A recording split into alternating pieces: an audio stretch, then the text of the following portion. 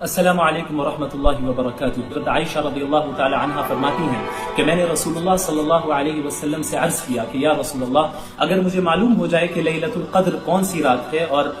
مجھے لیلۃ القدر حاصل ہو جائے تو میں اللہ تعالیٰ سے کیا مانگوں اور کون سی دعا کروں؟ تو رسول اللہ صلی اللہ علیہ وسلم نے ارشاد فرمایا کہ تم کہنا اللہم انک عفو تحب العفو فاعف عنی، کہ یا اللہ آپ بہت معاف کرنے والے ہیں اور معاف کرنا تو آپ کو پسند ہے، لہٰذا آپ میرے تمام گناہوں کو معاف فرما دیں۔ آپ صلی اللہ علیہ وسلم کی احادیث میں اور اس سے پہلے خود قرآن کریم میں اس مبارک مہینے کی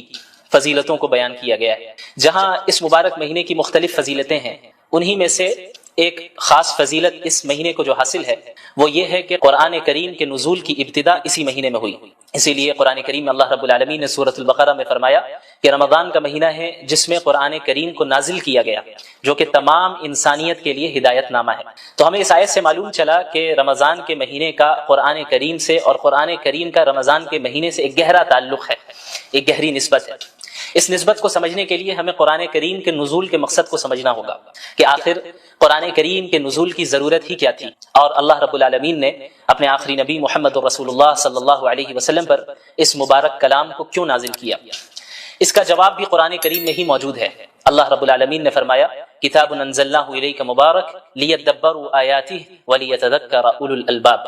کہ یہ وہ مبارک کتاب ہے جسے ہم نے نازل کیا تاکہ لوگ اس مبارک کتاب میں تدبر کر سکیں، غور و فکر کر سکیں، اور عقل والے اس سے نصیحت حاصل کر سکیں۔ ان ھذا القرآن یہدی للتی ہی اقوم، یقیناً یہ قرآن کریم ایک ایسی کتاب ہے جو بالکل سیدھے راستے کی طرف رہنمائی کرتی ہے اور ہدایت دیتی ہے۔ لہٰذا ہمیں معلوم چلا کہ قرآن کریم کے نزول کا مقصد تمام انسانیت تک ہدایت پہنچانا ہے اور تمام انسانیت کے لیے ایک ایسا راستہ واضح کرنا ہے جس راستے کو اختیار کر کے ایک بندہ ہمیشہ ہمیش کی جنت میں داخل ہو سکے اور جہنم کے عذاب سے اپنے آپ کو بچا سکے۔ یاد رکھیں کہ اللہ کے نبی صلی اللہ علیہ وسلم تلاوت کلام اللہ اور قرآن کریم کو پڑھنا، اس کا دور کرنا، اسے سمجھنا، اس کی تعلیم دینا تو پورے سال آپ صلی اللہ علیہ وسلم کا یہ معمول تھا، لیکن رمضان المبارک میں مزید اہتمام کے ساتھ آپ صلی اللہ علیہ وسلم اس عمل کو انجام دیتے، یہاں تک کہ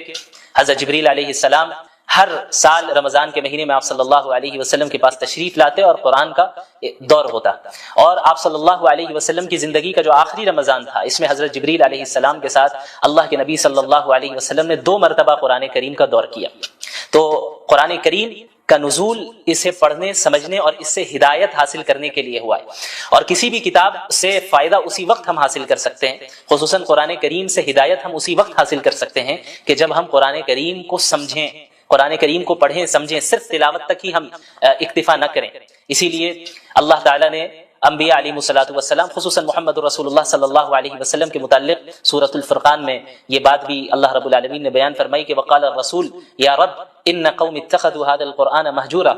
اللہ کے نبی صلی اللہ علیہ وسلم قیامت کے دن شکایت کریں گے اللہ رب العالمین سے کہ یا اللہ، اے میرے رب، میری قوم نے قرآن کریم کو چھوڑ دیا۔ ظاہر ہے کہ کوئی بھی مسلمان یہ نہیں چاہے گا کہ اللہ کے نبی صلی اللہ علیہ وسلم اس کے متعلق اللہ رب العالمین سے شکایت کرے، لہٰذا ہر مسلمان پر لازم ہے کہ قرآن کریم کے جو حقوق ہیں ان حقوق کی ادائیگی کرے۔ وہ حقوق کیا ہیں؟ مختصراً میں بیان کر دوں کہ علماء کرام نے قرآن کریم کے تقریباً 6 حقوق بیان کیے ہیں۔ سب سے پہلا حق تو یہ ہے کہ پورے قرآن کریم پر ایمان لانا کہ اللہ رب العالمین نے اس کلام کو نازل کیا ہے، اس کے الفاظ بھی اللہ کے ہیں، اس کے معنی بھی اللہ کے ہیں، اور اس میں کسی بشر کے کلام کا کوئی دخل نہیں، کسی مخلوق کے کلام کا کوئی دخل نہیں۔ سورۃ الفاتحہ سے لے کے سورۃ الناس تک ایک ایک آیت بلکہ ایک ایک حرف اللہ رب العالمین کی جانب سے نازل کردہ ہے، اور اس کی اتباع کرنا قیامت تک کے لوگوں کے لیے واجب ہے، ضروری ہے، اور اس سے انحراف اختیار کر کے کوئی بھی شخص کامیابی حاصل نہیں کر سکتا۔ قرآن کریم کا دوسرا حق ہے اس کی تعظیم کرنا، کہ چونکہ یہ ایک مقدس کتاب ہے، یہ اللہ کا کلام ہے، یہ کسی عام انسان کا کلام نہیں ہے، کسی مخلوق کا کلام نہیں ہے، یہ اللہ رب العالمین کے ڈیوائن ورڈز ہیں، یہ اللہ رب العالمین کے الفاظ ہیں، اس کے معنی ہیں، اور اس کی طرف سے نازل کردہ کلام ہے، لہٰذا اس کلام کی اس طرح تعظیم کی جائے جس طرح تعظیم کرنا رسول اللہ صلی اللہ علیہ وسلم نے ہمیں سکھایا ہے۔ اسی طرح قرآن کریم کا جو تیسرا حق ہے وہ قرآن کریم کی تلاوت کرنا ہے، چاہے قرآنی آیتوں کا مطلب سمجھ میں آ رہا ہو یا نہ آ رہا ہو، یہ ایک مستقل عبادت ہے اور یہ ایک مستقل قرآن کریم کا حق ہے کہ ہم قرآن کریم کی تلاوت کریں، جیسا کہ قرآن کریم میں اللہ رب العالمین نے انبیاء علیہ الصلوۃ والسلام کی بعثت کے مقاصد کا ذکر کیا، رسول اللہ صلی اللہ علیہ وسلم کی بعثت کے مقاصد کا ذکر کیا، تو وہاں پہ اللہ کے نبی صلی اللہ علیہ وسلم کے متعلق اللہ نے فرمایا یتلو علیہم آیاتی، کہ وہ قرآن کریم کی آیتوں کو تلاوت کر کے سناتے ہیں،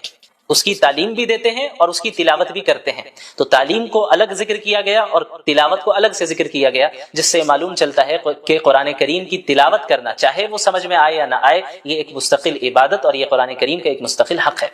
اسی طریقے سے قرآن کریم کا جو چوتھا حق ہے اور بہت اہم حق ہے وہ ہے قرآن کریم کو سمجھنا، کیونکہ قرآن کریم کا نزول محض تلاوت کے لیے نہیں ہوا، قرآن کریم کا نزول محض رقیہ کرنے کے لیے نہیں ہوا، قرآن کریم کا جو نزول ہوا ہے وہ اس میں تدبر کرنے کے لیے ہوا ہے، جیسا کہ اللہ نے فرمایا کتاب انزلناہ الیک مبارک لیدبروا آیاتہ، کہ ہم نے اس مبارک کتاب کو آپ پر نازل ہی اس لیے کیا ہے تاکہ لوگ اس میں تدبر کریں، غور و فکر کریں۔ لہٰذا یہ ہر مسلمان کی ذمہ داری ہے کہ اپنے رب کے کلام کو سمجھیں، سیکھیں، اور خصوصاً رمضان المبارک میں قرآن کو پڑھنے، اس کی تلاوت کرنے اور اس کو سمجھنے کا اہتمام کریں، کثرت کے ساتھ کریں، چونکہ اس مہینے کا قرآن کریم سے بڑا گہرا تعلق ہے۔ اسی طرح قرآن کریم کا جو چوتھا حق ہے وہ ہے قرآن کریم پر عمل کرنا، چونکہ دین اسلام محض ایک آئیڈیالوجی نہیں ہے، محض ایک فکر نہیں ہے یا کوئی فلسفہ نہیں ہے کہ جسے کسی نے پیش کر دیا اور جس کا عملی زندگی سے کوئی تعلق نہیں ہے، بلکہ قرآن کریم ایک پریکٹیکل زندگی گزارنے کی ہدایت کرتا ہے اور اس میں رہنمائی کرتا ہے کہ ایک مسلمان اپنی زندگی کو کس طرح گزارے، ایک انسان اپنی جلوت کو اور اپنی خلوت کو کس طرح گزارے، پبلک لائف اور پرائیویٹ لائف میں کس طرح لوگوں کے ساتھ معاملات کریں، اس کا اللہ کے ساتھ کس طرح تعلق ہو، اس کا اپنے نفس کے ساتھ کس طرح تعلق ہو، ان ساری چیزوں کے متعلق قرآن کریم رہنمائی کرتا ہے۔ لہٰذا یہ ضروری ہے کہ ہم قرآن کے اس پانچویں حق کو بھی ادا کریں جو کہ ہے قرآن کریم پر عمل کرنا، قرآن کریم پر عمل کرنا۔ اور جب ایک انسان قرآن کریم پر عمل کرے گا اسی کے متعلق اللہ رب العالمین نے کامیابی اور نعمتوں کا وعدہ کیا ہے، جیسا کہ کئی جگہ آپ کو قرآن کریم میں اس کا ذکر ملے گا، ان الذین آمنوا وعملوا الصالحات، الذین آمنوا وعملوا الصالحات، جنہوں نے ایمان لایا اور جنہوں نے نیک اعمال کیے، یعنی قرآن کریم پر عمل کیا۔ لہٰذا عمل کرنا یہ قرآن کریم کا پانچواں حق ہے اور بہت اہم حق ہے۔ اسی طرح قرآن کریم کا جو چھٹا حق ہے جو کہ علماء کرام نے بیان کیا ہے اور یہ بھی بہت اہم ہے، ان حقوق میں سے ہر ایک حق اپنی جگہ پہ اہمیت کا حامل ہے اور ان سب کو ادا کرنا ضروری ہے۔ جو چھٹا حق ہے قرآن کریم کا وہ ہے اس قرآن کریم کی تبلیغ کرنا۔ یا ایھا الرسول بلغ ما انزل الیک من ربک، یہ حکم سب سے پہلے اللہ رب العالمین نے محمد رسول اللہ صلی اللہ علیہ وسلم کو دیا اور محمد رسول اللہ صلی اللہ علیہ وسلم کے واسطے سے تمام امت مسلمہ کو دیا۔ اللہ رب العالمین نے فرمایا کہ اے رسول، آپ کے رب کی طرف سے جو کچھ آپ پر نازل ہو رہا ہے اس کی تبلیغ کریں، اسے دوسروں تک پہنچائے، کیونکہ دین اسلام محض کوئی نسلی مذہب نہیں ہے جس طرح یہودیت ہے جو کہ ایک نسلی مذہب ہے۔ قرآن کریم اور دین اسلام اس طرح نہیں ہے، دین اسلام کا دروازہ تو ہر ایک کے لیے کھلا ہے، جو بھی ایمان قبول کر لے، جو بھی اسلام میں داخل ہو جائے، جو بھی قرآن کو سچا کلام مان لے، جو بھی صحیح عقائد اختیار کر لے، اعمال صالحہ کرے، اس کے لیے جنت کا وعدہ ہے، اس کے لیے اللہ کی نعمتوں کا وعدہ ہے۔ تو یہ جو امت ہے، امت مسلمہ، یہ امت دعوت ہے، جیسا کہ سورۃ البقرہ میں اللہ نے فرمایا کنتم خیر امت اخرجت للناس، کہ تم وہ امت ہو جسے تمام انسانوں کے لیے نکالا گیا، محض مسلمانوں کے لیے نہیں، محض مخصوص خاندان کے لیے نہیں، محض مخصوص علاقے والوں کے لیے نہیں، للناس، اللہ نے فرمایا کہ تمام انسانیت کے لیے اللہ رب العالمین نے اس امت کو بھیجا ہے، تأمرون بالمعروف وتنہون عن المنکر، کہ تم انہیں نیکیوں کا حکم دو اور برائیوں سے روکو، وتؤمنون باللہ، اور تم ایک اللہ پر ایمان رکھو۔ لہٰذا قرآن کریم کا یہ چھٹا حق ہے کہ ہم قرآن کریم کی تبلیغ اور اس کی اشاعت کریں، تمام اقوام عالم تک قرآن کریم کے پیغام کو پہنچائیں اور اس فریضے کو ادا کریں جو فریضہ اللہ کے نبی صلی اللہ علیہ وسلم کو اللہ تعالیٰ نے دیا اور اللہ تعالیٰ کے نبی صلی اللہ علیہ وسلم نے خصوصاً حجۃ الوداع کے موقع پہ امت مسلمہ کو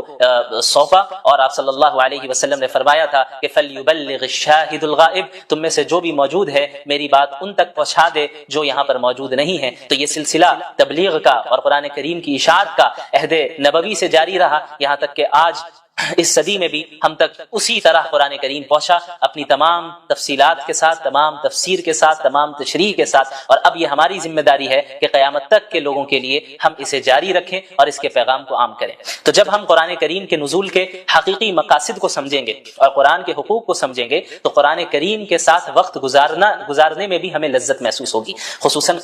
رمضان کا مہینہ بہت ہی بابرکت مہینہ ہے، جس میں عبادتوں کی جو نیکیاں ہیں، جو اس کا ثواب ہے وہ بہت بڑھ جاتا ہے، بہت بڑھ جاتا ہے۔ اور اللہ کے نبی صلی اللہ علیہ وسلم تو اس رمضان کے مہینے کی راتوں میں تلاوت کا اہتمام فرمایا کرتے تھے، نمازوں کی شکل میں، قیام اللیل کی شکل میں، تراویح کی شکل میں، تہجد کی شکل میں آپ صلی اللہ علیہ وسلم پڑھتے، صحابہ کرام پڑھتے۔ اور رمضان المبارک میں ہمارے سلف صالحین میں کتنے ایسے گزرے ہیں جنہوں نے کئی مرتبہ قرآن کریم کو ایک مہینے میں پڑھا، اور صرف پڑھا ہی نہیں بلکہ اس کو سمجھا، اس میں تدبر کیا، اس سے نصیحتیں حاصل کی، عبرتیں حاصل کی۔ لہٰذا ہماری یہ ذمہ داری ہے کہ رمضان المبارک کو ہم اس طرح گزاریں جس طریقے سے اللہ کے نبی صلی اللہ علیہ وسلم نے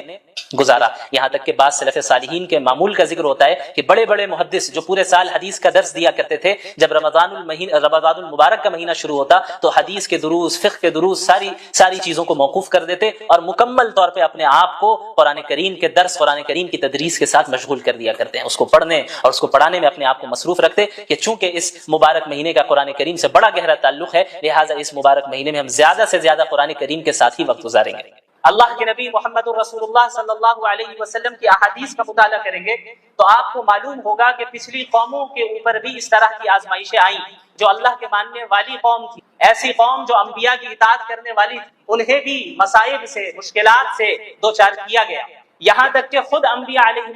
السلام مصائب اور مشکلات سے دوچار ہوئے، اور محمد الرسول اللہ صلی اللہ علیہ وسلم جو سید الانبیاء ہیں، افضل الانبیاء ہیں، انہیں سب سے زیادہ اس دنیا میں تکلیف پہنچائی گئی۔ اگر محض ایمان لے آنے کا نتیجہ یہ ہوتا کہ اس دنیا میں بھی مسلمانوں کو کسی طرح کی تکلیف نہ دی جاتی تو اس کے سب سے زیادہ مستحق خود محمد الرسول اللہ صلی اللہ علیہ وعلی آلہ وصحبہ وسلم تھے۔ لیکن اللہ کے نبی صلی اللہ علیہ وسلم نے کیا فرمایا؟ آپ صلی اللہ علیہ وسلم نے فرمایا اشد الناس بلاء الانبیاء، اس دنیا میں سب سے زیادہ آزمائشیں انبیاء کو آتی ہیں، ثم الامثل فالامثل، پھر دین کے اعتبار سے ان سے قریب تر جو ہوگا اس کے اوپر آزمائشیں آئیں۔ تو آزمائشوں کا آنا یہ اس بات کی ہرگز دلیل نہیں ہے کہ ہم حق پر نہیں ہیں، بلکہ آزمائشوں کا آنا ایک اعتبار سے اس بات کی دلیل ہے کہ ہم حق پر ہیں اور ہم اللہ کے نبی صلی اللہ علیہ وسلم کے ماننے والے ہیں اور اللہ کے نبی صلی اللہ علیہ وسلم کے طریقے کے مطابق زندگی گزارنا چاہتے ہیں۔ آپ کو معلوم ہونا چاہیے کہ خود اللہ کے نبی صلی اللہ علیہ وسلم کو اپنی زندگی میں کتنی تکلیفوں کا سامنا کرنا پڑا، کس طریقے سے اللہ کے نبی صلی اللہ علیہ وسلم کو قتل کرنے کے منصوبے بنائے گئے، کس طریقے سے آپ صلی اللہ علیہ وسلم کو کعبے کے سامنے عبادت کرنے سے مشرکین مکہ روکا کرتے تھے۔ ایک مرتبہ اللہ کے نبی صلی اللہ علیہ وسلم سجدے کی حالت میں تھے کہ ایک مشرک آیا اور آپ صلی اللہ علیہ وسلم کے اوپر اونٹ کی گندگی کو، جھڑی کو آپ صلی اللہ علیہ وسلم کے اوپر ڈال دیتا ہے۔ اسی طرح ایک مرتبہ اللہ کے نبی صلی اللہ علیہ وسلم حرم میں موجود تھے، ایک مشرک آگے بڑھتا ہے اور ایک چادر کے ذریعے آپ صلی اللہ علیہ وسلم کے گلے پر پھندا ڈالتا ہے اور اسے کھینچتا ہے، یہاں تک کہ حضرت ابو بکر رضی اللہ عنہ قریب آتے ہیں اور اللہ کے نبی صلی اللہ علیہ وسلم سے اس مشرک کو دور کرتے ہیں۔ اسی طرح اللہ کے نبی صلی اللہ علیہ وسلم کو کس طریقے سے طائف میں لہو لہان کیا گیا، آپ صلی اللہ علیہ وسلم اسی دین کے خاطر گئے تھے۔ اب یہ کون سی شخصیت ہے؟ یہ شخصیت وہ ہے جو اللہ کے نزدیک محبوب ترین شخصیت ہے۔ اللہ چاہتے تو انہیں اتنی آزمائشوں سے نہیں گزارتے، اللہ رب العالمین اس بات پر قادر تھے کہ بغیر کسی تکلیف پہنچے اللہ کے نبی صلی اللہ علیہ وسلم پر پورے جزیرۃ العرب کے تمام لوگ ایمان لے آتے ہیں، لیکن اللہ کے نبی صلی اللہ علیہ وسلم کو بھی آزمائشوں سے گزارا گیا۔ کیوں؟ تاکہ قیامت تک کی امت کے لیے وہ ایک نمونہ بن سکے، قیامت تک کی امت کے لیے وہ ایک رول ماڈل بن سکے، امت نصیحت حاصل کر سکے کہ ان مواقع میں اللہ کے نبی صلی اللہ علیہ وسلم کی سنت کیا رہی، ان حالات میں اللہ کے نبی صلی اللہ علیہ وسلم نے کس طرح مشرکین کے ساتھ ڈیل کیا، ان حالات میں اللہ کے نبی صلی اللہ علیہ وسلم نے مسلمانوں کو کس طرح تیار کیا، منظم کیا۔ چونکہ آپ صلی اللہ علیہ وسلم کو قیامت تک کے لوگوں کے لیے نمونہ بنانا تھا، اسی لیے اللہ کے نبی صلی اللہ علیہ وسلم کو بھی ان آزمائش سے گزارا گیا، ان آزمائشوں سے گزارا گیا۔ 3 سال تک مشرکین مکہ نے شعب ابی طالب میں اللہ کے نبی صلی اللہ علیہ وسلم، مسلمان اور آپ کے خاندان والوں کا مکمل سوشل بائیکاٹ کیا، مکمل سوشل بائیکاٹ کیا، یہاں تک کہ مسلمانوں کے بچے ایک ایک دانے کے لیے ترس رہے تھے۔ یہ صورتحال گزری رسول اللہ صلی اللہ علیہ وسلم پر، اور آپ صلی اللہ علیہ وسلم کے صحابہ کرام نے بھی اسی طرح کی قربانیاں دی۔ آپ کو معلوم ہے حضرت بلال رضی اللہ عنہ، ان کا نام آپ نے سنا ہے، کس طریقے سے حضرت بلال رضی اللہ عنہ نے اسلام قبول کیا۔ ظاہر اللہ کے نبی صلی اللہ علیہ وسلم کی جس جگہ بعثت ہوئی، جس زمانے میں بعثت ہوئی، یہ ایک ایسا زمانہ تھا جہاں انسانیت اپنی انتہا اور پستی کی انتہا تک پہنچ چکی، جہاں غلاموں کو ان کے حقوق نہیں دیے جاتے تھے، سلیوز کو ان کے فنڈامنٹل ہیومن رائٹ سے بھی محروم رکھا گیا تھا۔ ایسے موقع پہ جب حضرت بلال